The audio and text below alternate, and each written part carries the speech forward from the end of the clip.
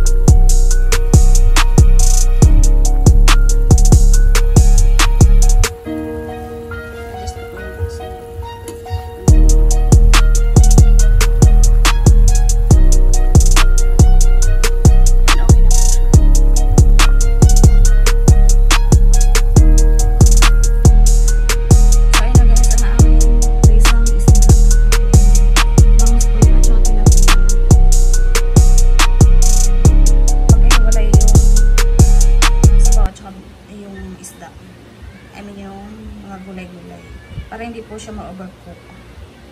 So, ayan. Thank you for watching. Kain po tayo.